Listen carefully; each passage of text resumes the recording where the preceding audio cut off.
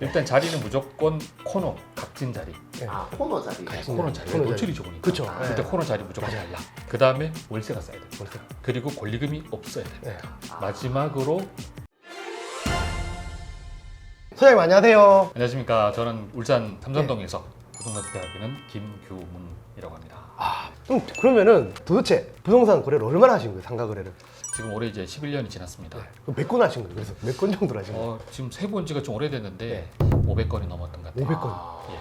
그럼 최근에는 울산에서 어느 쪽에 상가를 거래를 제일 많이 하시는 거예요? 아직 그래 거래가 제일 많은 거는 여기 삼산동.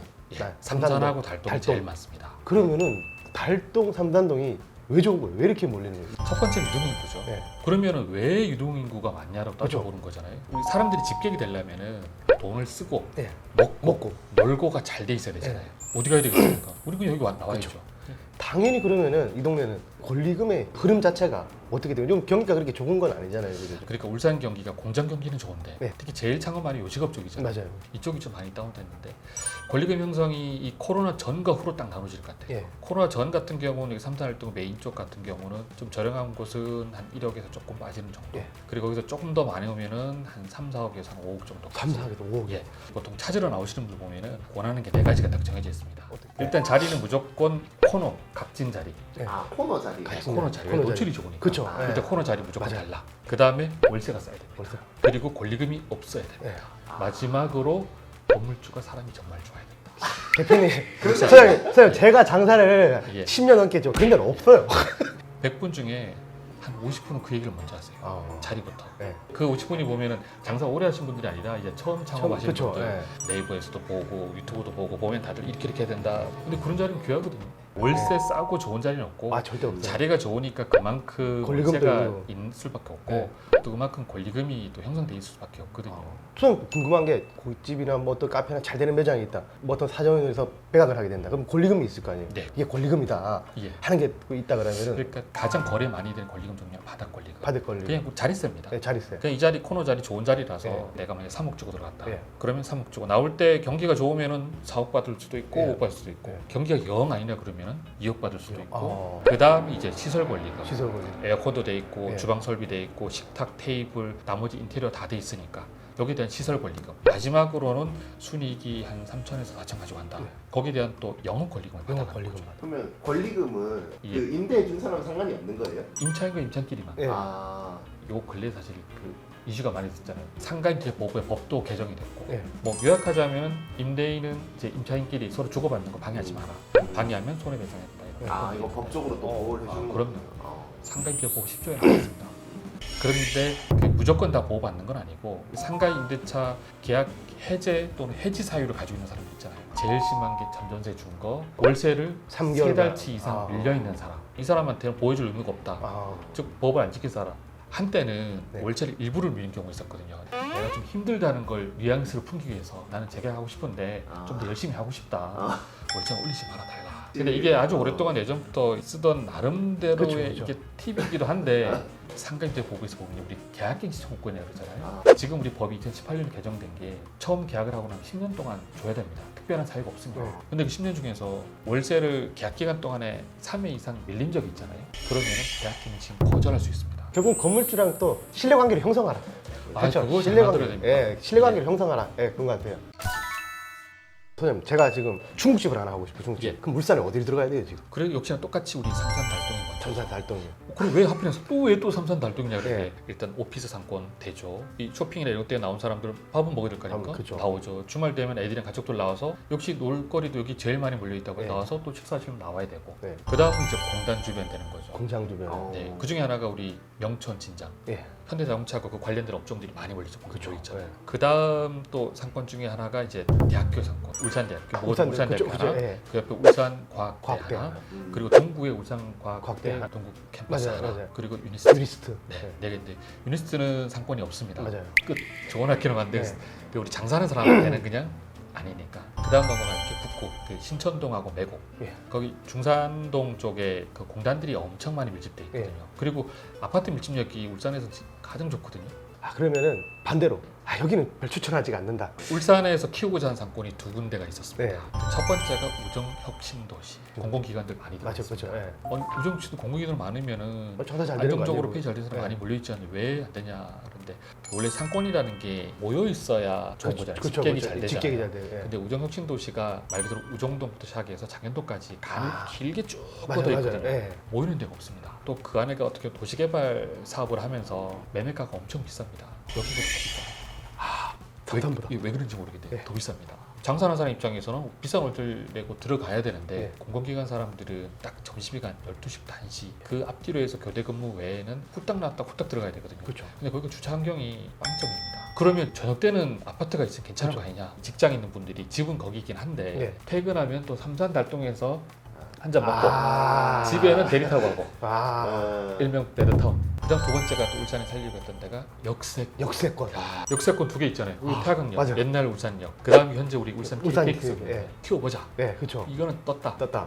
이건데 가격만 떴죠. 가격만 떴다. 예, 사람만 떴. 아. 그다음에 이제 송정신도시. 충정신도시에. 예, 만 세대 넘게 모여 있거든요. 예. 거기도 상권이 나름 형성이 돼 있긴 한데 이제 점심 상권은 약하고 저녁 상권은 한 5시부터 시작을 하면은 한 9시 10시 되면 조금 안 되는 4시간. 겁니다. 거기도 조금 베드타운이니까. 아. 아까 중식당 하고 싶다고 그쵸, 했잖아요. 예. 일단은 중국집은 우리가 주방에서 음식을 하고 나면 웍을 써서 맞아요. 그 예. 기름을 태우면서 밖으로 냄새가 예. 좀 많이 나가거든요. 그래서 이걸 싫어하는 분들도 있어요. 그렇죠. 예. 기존에 고깃집을 하거나 다른 냄새 많이 나는 집이 들어있으면 우리가 들어가도 괜찮은데 예. 그게 아니라 음식점 안 하던 자리에 들어가려면 난감할 수 있거든요. 그렇죠. 그래서 그런 환경을 좀 봐야 되는데 권리금 없는 자리 말씀드렸잖아요. 사실 권리금 안 주고 들어가는 거 좋은 거 맞습니다.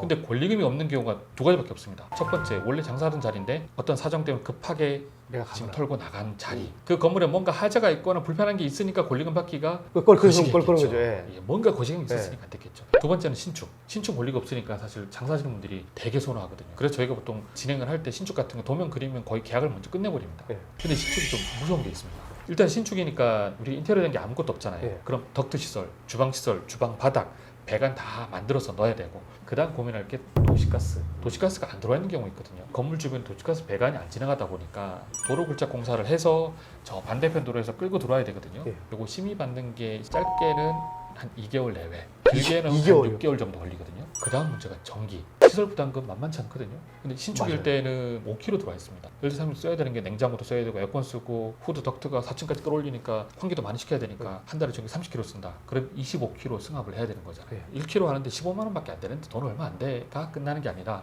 건물 전체 전기 용량이 한정되어 있는 경우가 많거든요. 그렇죠.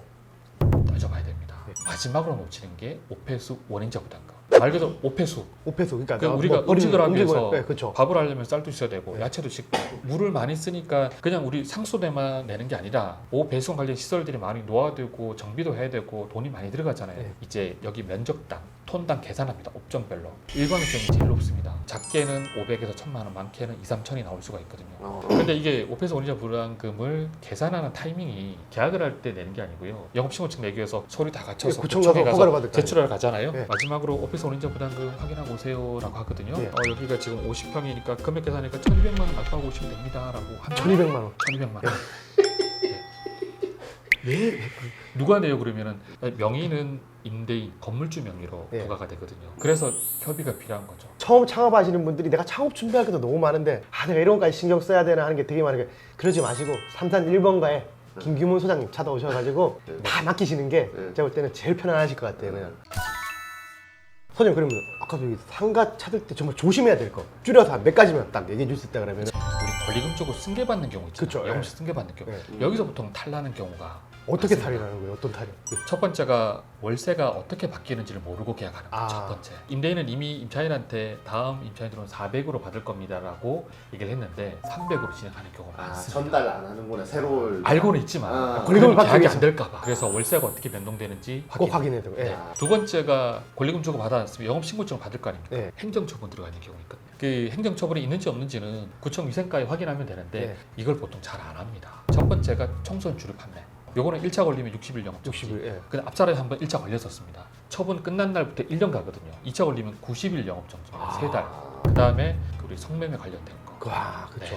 그 다음 해야 되는 게 우리 상가임대차보호법에서 계약갱신 거절할 수 있는 사유 중에 또 하나가 있는데요. 예. 재건축, 대수선. 리모델링. 아, 새로 계약하는데 건물주가 얘기를 겁니다. 아, 이거는 2027년도 1월 1일부터는 재건축할 거니까 그렇게 하시고 예. 계약서 써드립니다. 에? 무슨 얘기냐고.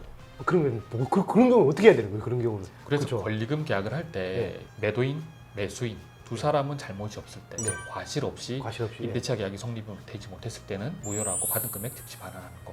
네. 100배상 아니고. 말로만 들었을 때는 조금 무서운 건 알겠는데 확 와닿지는 않거든요. 네. 그런 사례가 있나요? 화면 잠깐 한번 예, 보여드릴게요. 예, 네. 예를 들어서 이렇게 건물이 여기가 가장 번화가 중에 하나잖아요. 여기 사거리 예, 코너 그쵸, 예. 좋습니다.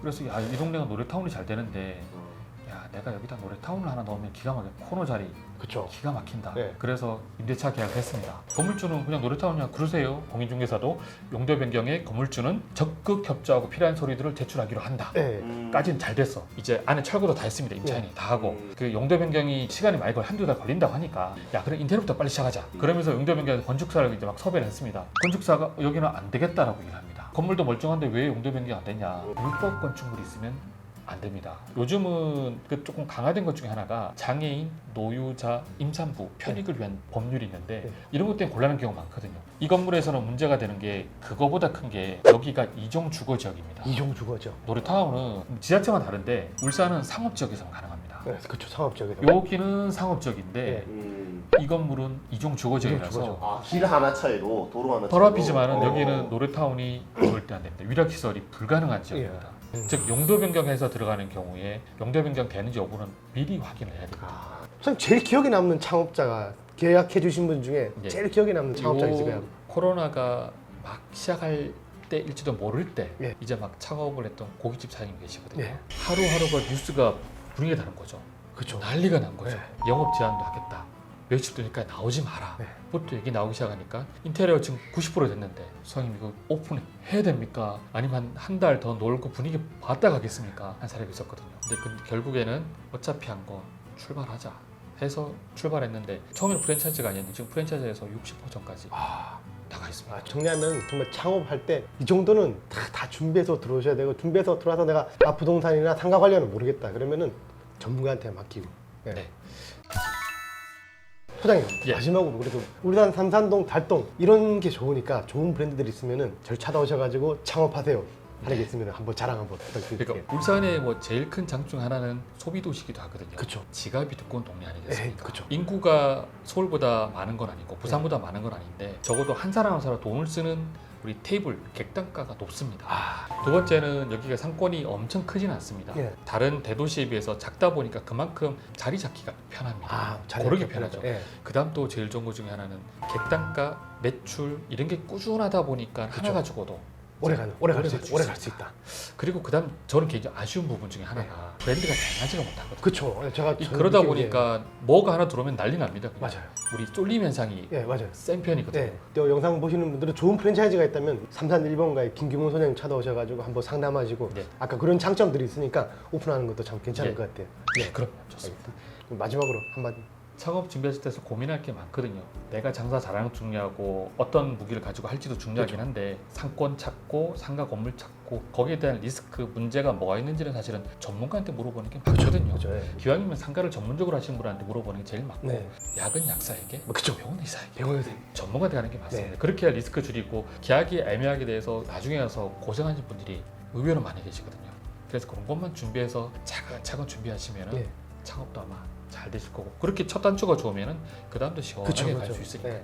마지막 거기 그러면 창업하시고 창업을 소장님과 거래하면 나 마지막 너무 잘 돼가지고 팔고 나올 거예요. 그것도 소장님 다 책임져 주시는 건가요? 도와드려야죠. 알겠습니다. 감사합니다. 네.